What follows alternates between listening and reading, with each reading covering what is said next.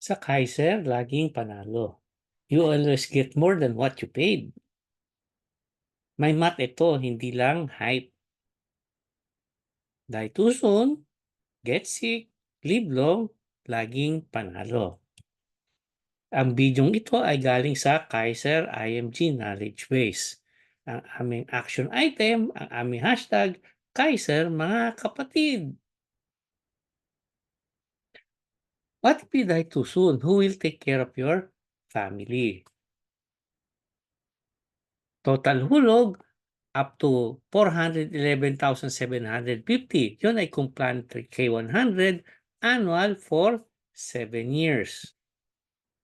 Pero kung kunin ni Lord ang death benefits, natural death 450,000. Pagka-accident, may another 450 kaya 900,000 pesos.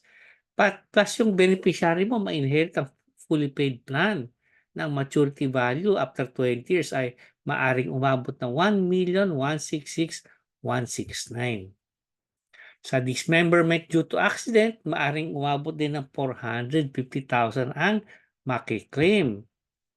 20-year total ng insurance benefits sa kanong total benefits ay 2,066,169. May maiiwan sa pamilya para sa ngayon, may maiiwan sa pamilya para kinabukasan. If you die too soon, panalo ka sa Kaiser. What if you get sick? Who will pay for medical bills? Ang total na hinulog mo 7 years plan kay 100 annual mode ay 411,750. For the first 7 years, maaring umabot ng 420,000 ang iyong inpatient benefits. 60,000 per year ang limit.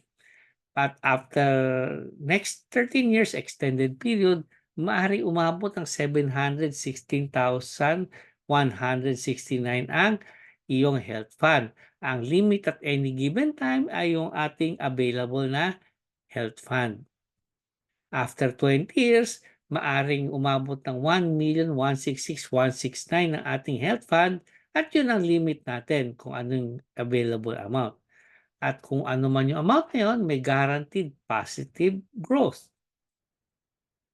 May healthcare, potentially panghabang buhay. Kaya kung para sa healthcare, panalo tayo sa ating Kaiser Long-Term Healthcare.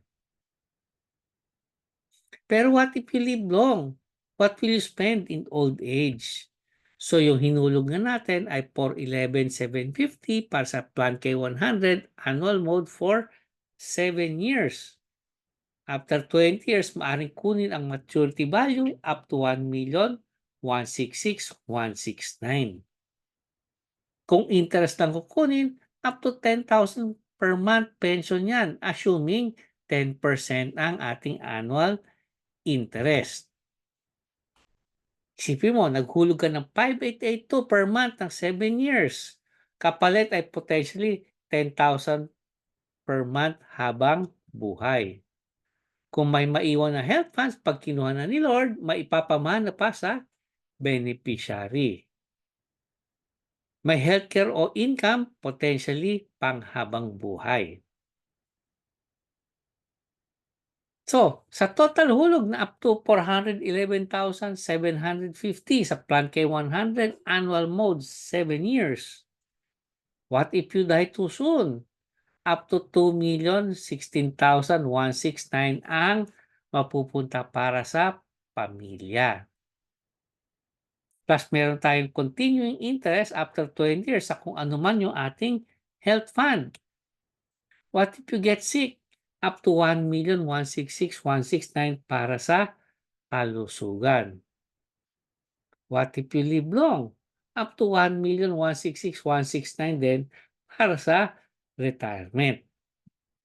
Kaya die too soon, get sick, live long, sa Kaiser, laging panalo. Ang video na to galing sa Kaiser IMG Knowledge Base, ang aming tagline o hashtag Kaiser mga kapatid.